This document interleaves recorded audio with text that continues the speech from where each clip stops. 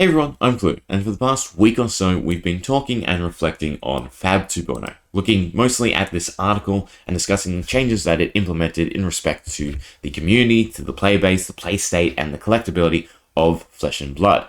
Now, we're not done with FAB 2.0, there are still a few more things that I think warrant some discussion, but by and large, we are done with the majority of this article. We've gone over all the changes that it has introduced, the retiring of the first edition to the new one-box model when it comes to printing sets, the changes to rarity and pull rates in respect to rainbow foils, cold foils, legendaries, etc., as well as the history packs and their attempt to replace the role of the Unlimited Edition. Now, I got to sit down with Riddlerman and have a healthy discussion regarding what I was trying to achieve when it came to talking about FAB 2.0. And I believe that discussion will be up a week or so on Riddlerman's channel, which if you haven't heard of him, which I would find shocking, to be honest, because if you're enjoying my content when it comes to FAB, chances are you know a lot of the bigger community members, and he's definitely a great content creator for Flesh and Blood. Right, he does not only market analysis, but he is currently working on the goal of reaching a calling by 2024. So, he's a great place to go for all-around Flesh and Blood content. So if you haven't heard of him and you haven't checked out his channel, definitely do so. If you like my content, you're going to love his. But the discussion I had with him did bring up some other thoughts that I had regarding FAB 2.0 and a few things that, again, I think need a little bit more discussion. And the one that I want to start off with is Monarch through Everfest. Right, so Monarch through Everfest, this was the whole reason that FAB 2.0 came into being. Monarch, the print size compared to its demand, compared to its inflated price, right? None of them really meshed. And from that, there came a lot of negativity that eventually sparked FAB 2.0. The big thing that I think warrants a little bit of scrutiny is this statement. The ratio of first edition to unlimited was heavily tilted towards unlimited, right? So we can see this in the first three sets. Welcome to Wraith, Arcane Rising. It's greater than 10 times. True, it's about 3 to 4 times. What this means that, needs a little bit of thought is these numbers for Monarch, for Tales of Aria and Everfest, right? If Everfest was the point where this statement became most relevant, then I think a safe thing to think would be that Everfest, in terms of print run, the Unlimited is going to be equivalent, which is a scary thought. Because then that means that Tales of Aria and Monarch, it's not equivalent, right? It's 2 times to greater. Because I think Everfest being thought of as less than the first edition makes no sense at all, right? Why would they print less Unlimited boxes than first edition under the old mentality, under the old model? That seems crazy. So at the safest end, I think we can say that the Everfest Unlimited box count will be equivalent to the Everfest first edition, right? Because that is in line with this statement. The ratio is no longer tilted towards unlimited, it's equivalent, therefore first edition was no longer special. The issue that stems from that is, again, Monarch and Tales, right? If we were to say it's 2 times for Monarch, which I would doubt, I would assume that it's going to be closer to Crew, if not even more, because it's not a supplemental set. And I think what needs understanding is how the community will value this, right? Because by and large, when it comes to the different printings of cards, right, white border, black border, rainbow foil, cold foil, they're all not valued to the degree that they necessarily should, right? They're not valued for rarity's sake. They're valued in the case of playability.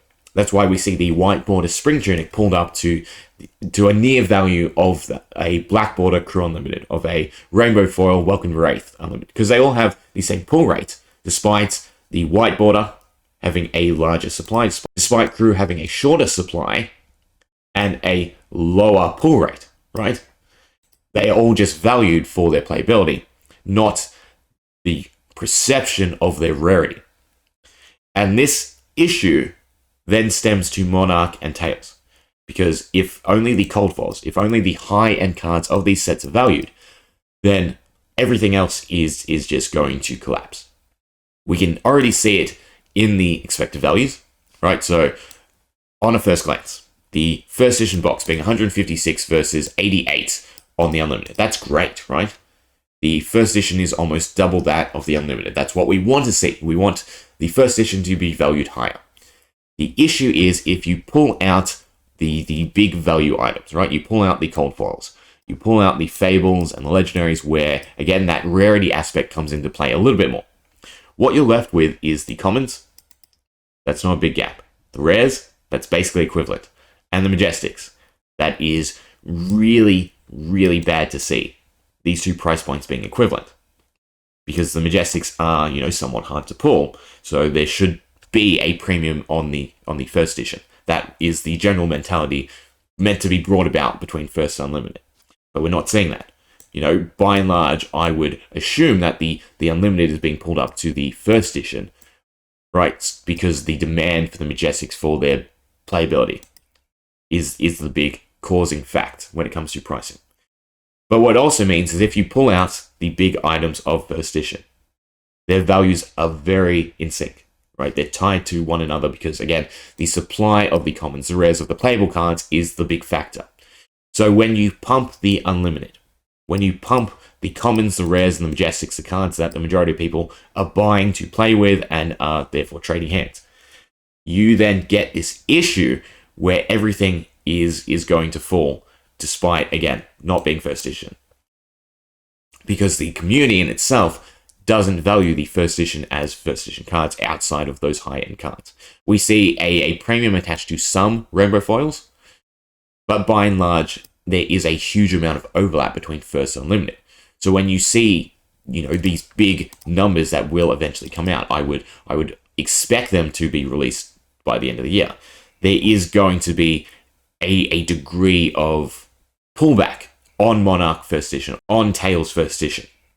And that in itself is a concern because we also have the prospect of the History Pack 2 next year, which is, again, supplying cards for these three sets. Cards that, in my perspective, are not needed, but are still going to hit the market at some point because the Black Label's already out, and again, they're sticking with History Pack as this model of accessibility, despite demand not really being there just yet. And there is this statement, right? What some may have considered a big number years ago, still a big number today, next year, or 3 years into the future. And yes, this is very apparent, but the most apparent thing about this question that they're posing is 3 years. Because right now, Monarch, these numbers are huge for the community. Tack on the Unlimited, and it's shocking, to be honest, right? The game lost a large amount of interest, especially when it comes to box openings with FAB 2.0. We have a fantastic player community. Everything LSS has done for the player aspect of the game has been fantastic. But there is a growing concern when it comes to the collectible side of Flesh and Blood. And a big thing about that is demand for boxes, demand for rare cards, all of which are not really being facilitated and met by the current model, by the current community of the secondary market. And again, all I'm trying to present, all I'm trying to say is these are things to think about, things to scrutinize, because, I love Flesh and Blood. I'm a part of the community. I've been collecting since its inception, basically, right?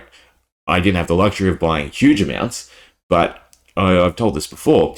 Week in, week out, I was buying these self-made pre-con decks from this seller who was, mixing unlimited and first edition cards, and I was pulling out all the first edition cards. That's how I got the majority of my first edition cards. It wasn't actually from box openings. It was from these pre-con decks that I was pulling apart, that I was seeking out these first edition cards because I valued their collectability. And the simple thing is, outside of these first three sets, we're not seeing the collectability aspect of Flesh and Blood valued as heavily as it should be. As heavily as what we'd hope it to be, as heavily as what Legendary Studios would want it to be. And that is a concern because this is what drives sales, right? Legendary Studios aren't supplying the secondary market. They're supplying boxes. If boxes aren't being incentivized to open, if people aren't buying boxes and they're only buying singles, then there's a problem, right? The model that Legendary Studios is using is going to work. And there are a lot of other aspects when it comes to demand that I want to talk about, and we'll probably cover in the next one. But at the current point in time, the print design is a concern. Because again, The white border is meant to be the accessible version. It's not meant to impact collectability. It's not meant to compete with collectability. But by and large, what we've seen it do to Crew, to Welcome to Wraith, to Arcane Rising, is stunt the growth and the appreciation of the unlimited version cards, despite them being out of print.